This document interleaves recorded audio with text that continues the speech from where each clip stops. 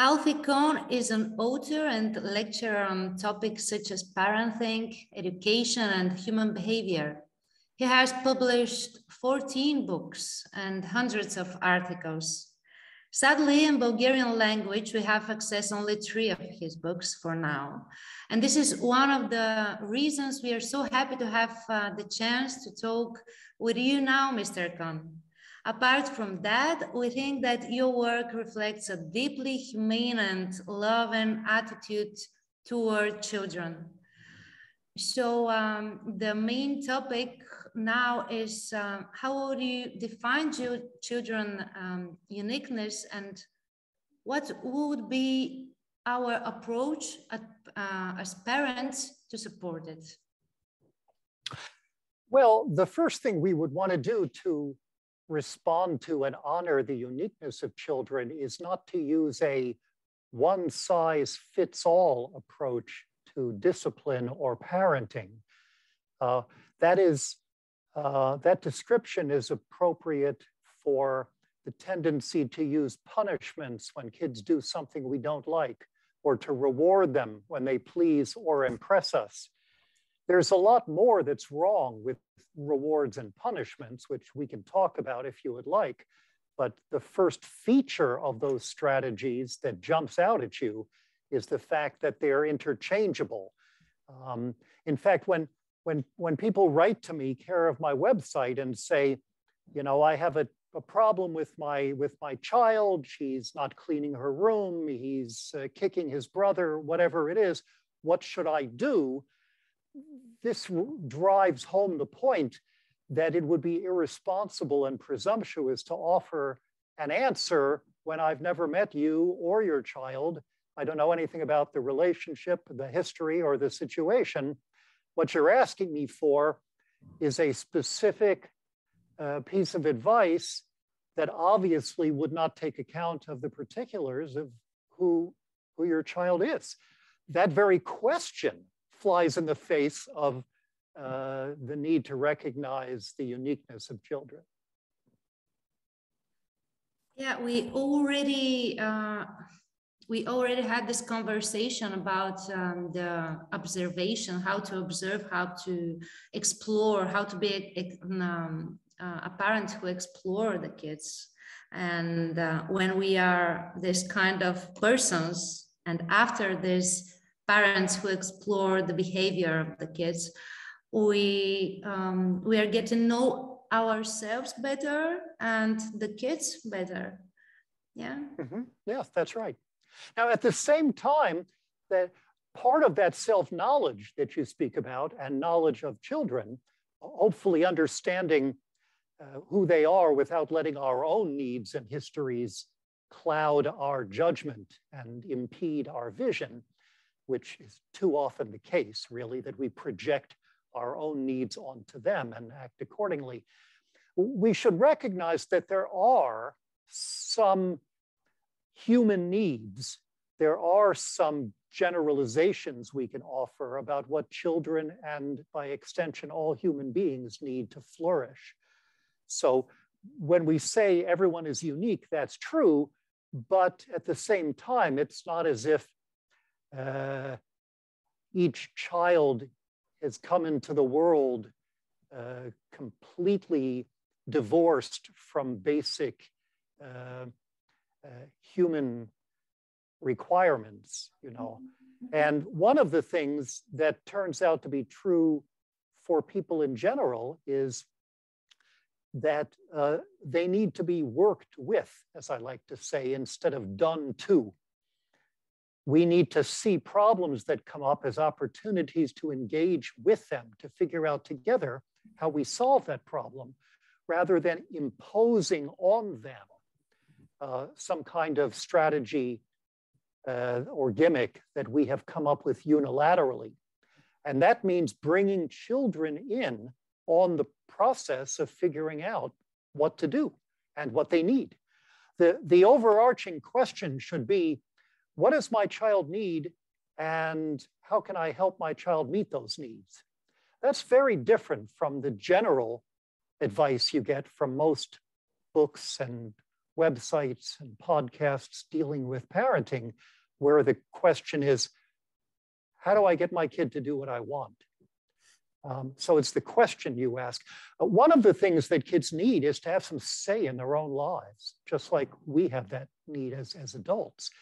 And I like to say that children learn how to make good decisions by making decisions, not by following directions. And so one of the universal truths, which should be our point of departure, is to recognize that and for us to do a lot more asking and a lot less telling. That means to communicate with the kids. But it means two-way communication. I mean, there are some parents who say, I just told the kid what's wrong.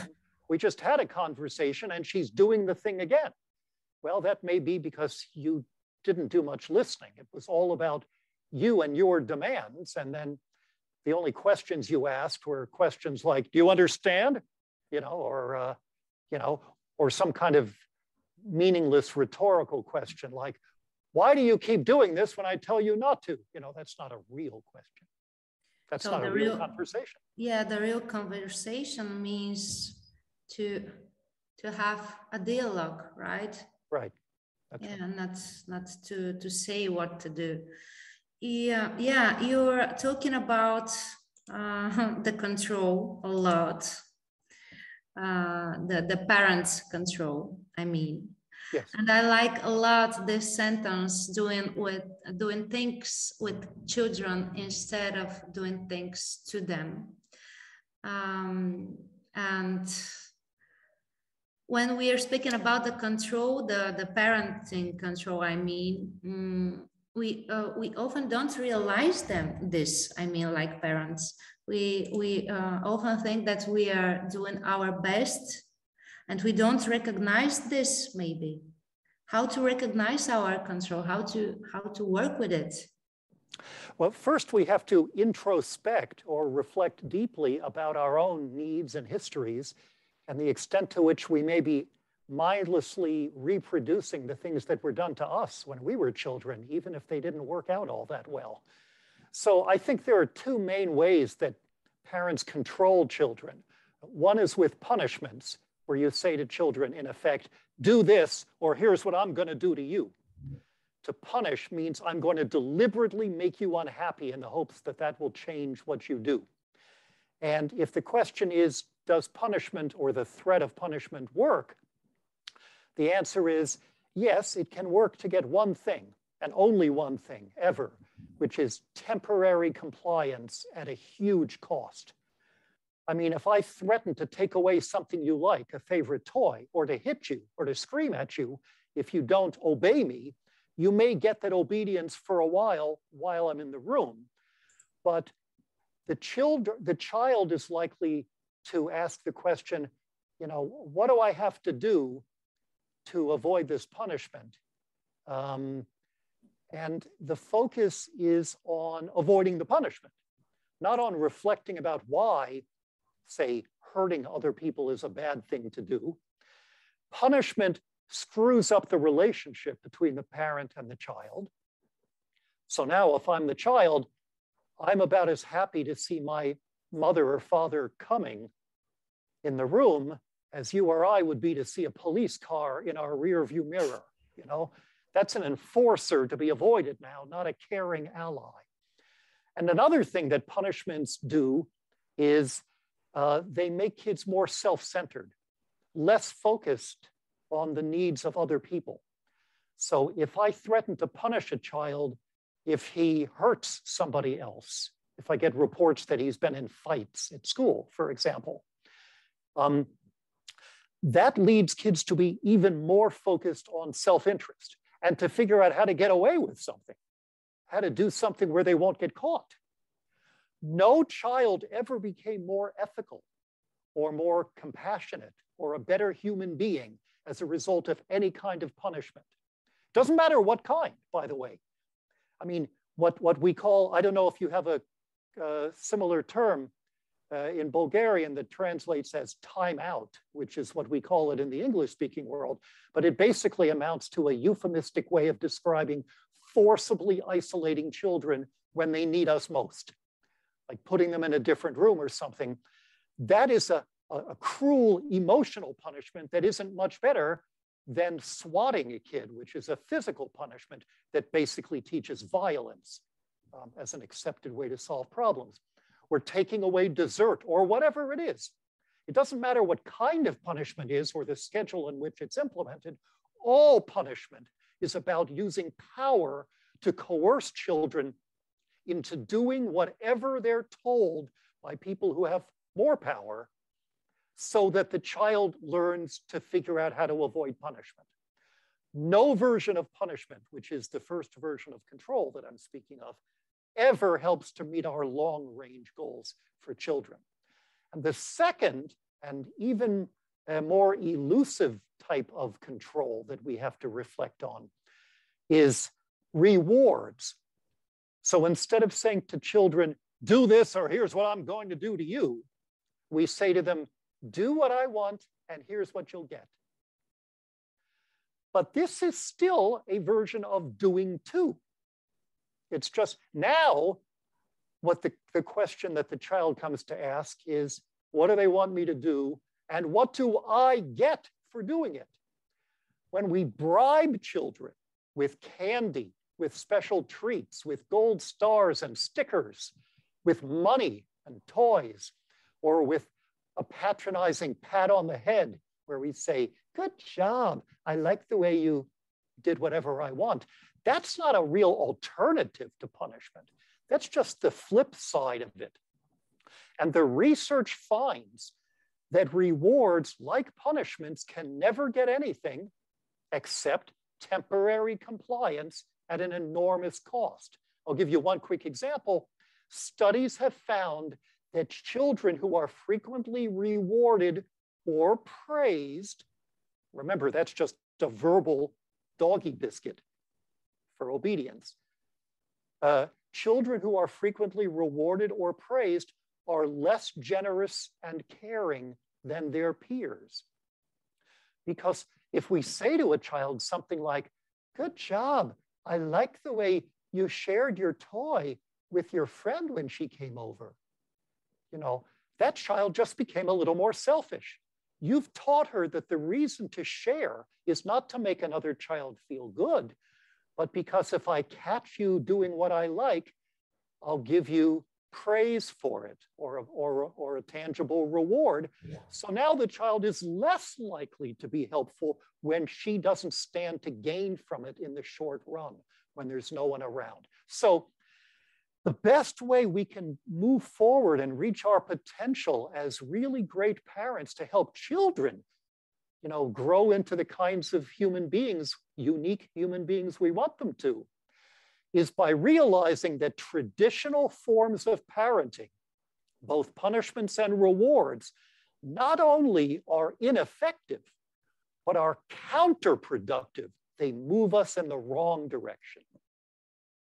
Yeah, what should we do instead of this? Because, okay, we know already that this is not right, but what to do?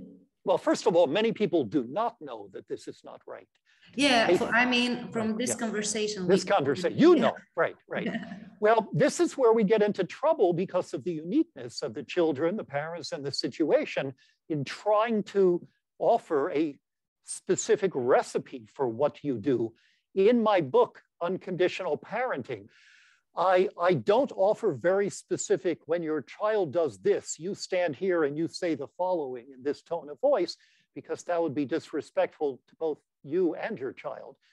But I do offer broad principles of what I'm calling a working with approach.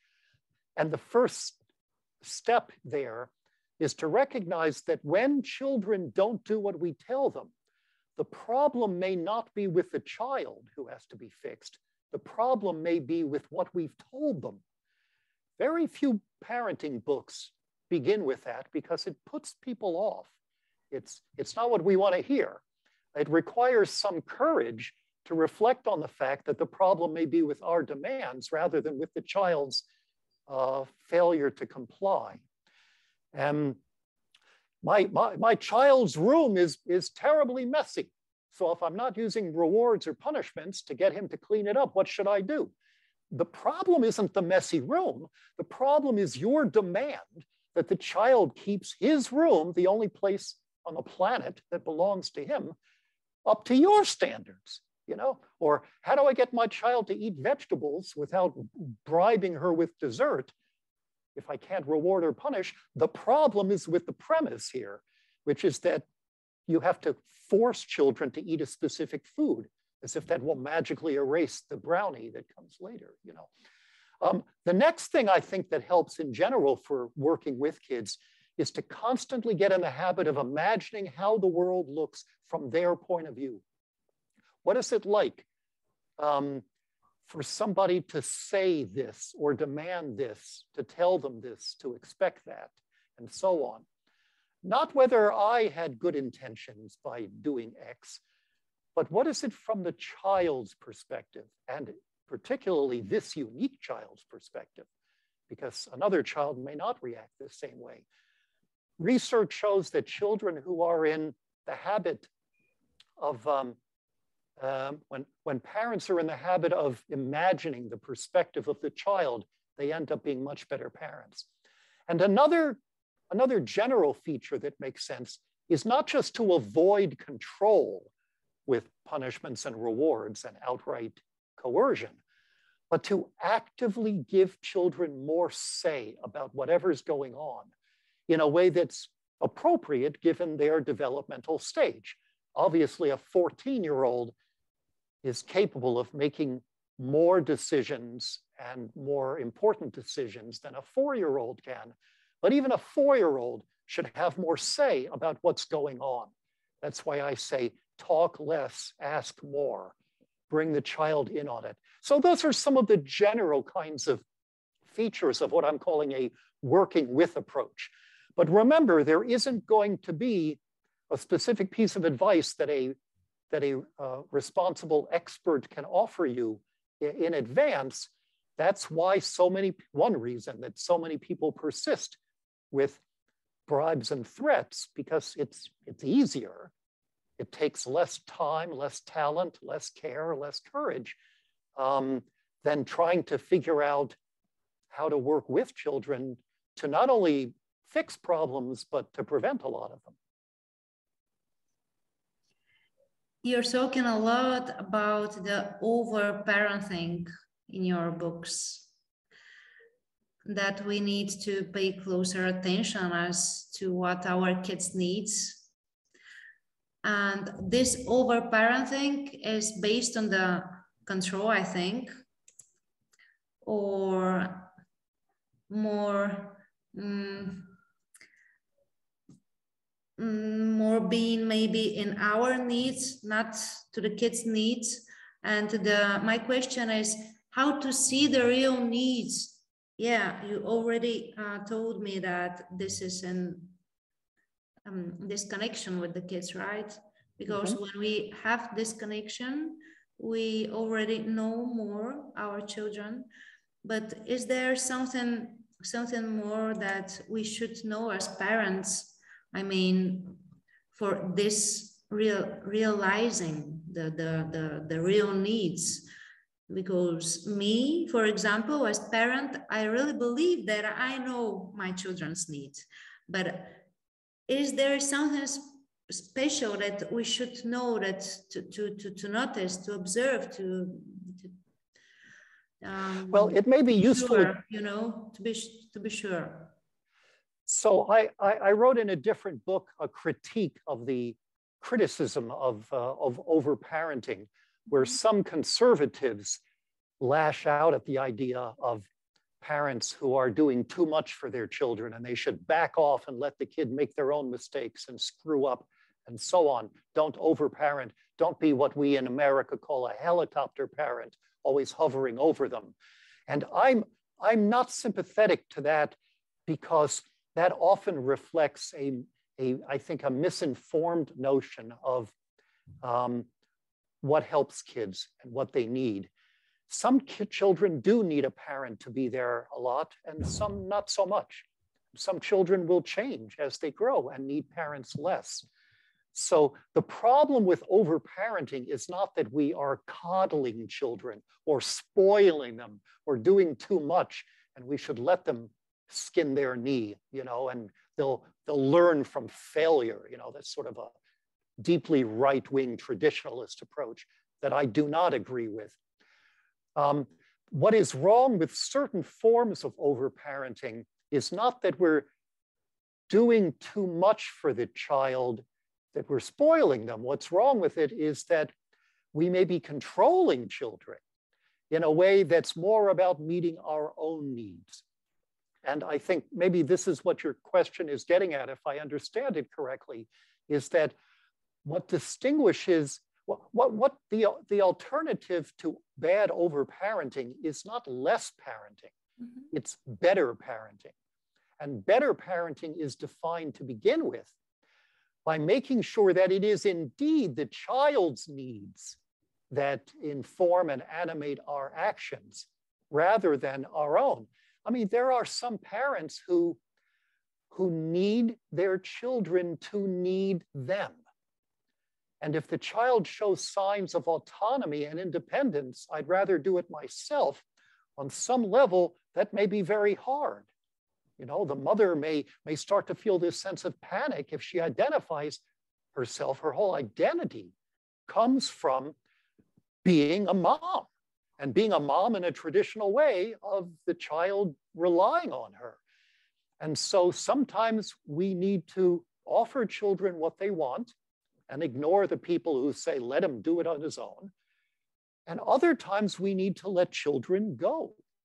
It's very hard for a lot of parents when children are usually about age 2.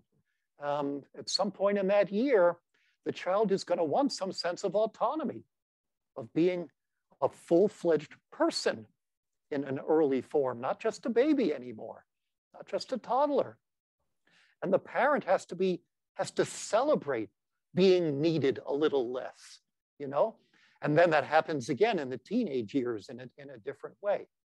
So the key is to be reflective about whether I'm doing this because it's really in the best interest of my child or because it's what I want and need in the role of a parent that I always imagined. And I really think that it's okay to understand that you're over parenting when your kid is already 10, for example. It depends on what that looks like in practice, you know. Yeah, I mean that it's not over if you don't know until your kid is 10 that you're over parenting, for example. You can start to think about your parenting in this way, even if your kid is already 10, for example. Yeah. Well, that would depend on what the example is of so-called overparenting, and then in many cases, it depends on whether the child seems to really need what's going on. You have to be attentive to, that's why I said before, one of the best predictors of good parenting is what psychologists call perspective taking, imagining how this looks from the child's point of view. I mean, look, there are babies who are giving us clear signals. I don't want to play peekaboo anymore, or I've had enough food, and they turn their head away, and the parent is following the head because they want to play with the parent, or they've decided the kid needs to drink more milk. And that's a sign that the parent is not responsive to the cues that the child is offering. So I don't find overparenting a useful word because it implies that the alternative is underparenting. It's just on a continuum. How much? And again, I want to suggest the real question is what kind? And then to look at issues like, are we supporting children's needs? Are we looking at their perspective? Are we helping them to not just be independent? In some parts of the world, that's overemphasized, including where I live, where everything is always about they should be as self-sufficient as early as possible. which is part of a kind of extreme individualism that bothers me too. But to recognize that there are needs for autonomy, but also for connection, and they play out in different ways in different cultures and with different individuals. I really like to thank you for this conversation. I'm sure that it will be very helpful for a lot of people and a lot of parents as your books. And I really want to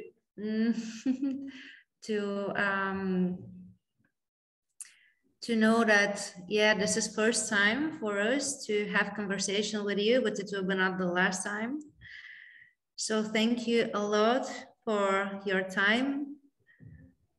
My pleasure. Yeah, it was my pleasure too. Good. And if any of your viewers speak English well, beyond the books of mine that have been translated into Bulgarian, my website, which perhaps you can post for them, it's my name, alfiekohn.org, has many articles for free on this topic, as well as information about other books of mine available in English and certain other languages for people who want more. And I would expect that most people would, you don't become a better parent from listening to a talk for half an hour. It just is the beginning or continuation of a longer process. Thanks for your interest. Thank you.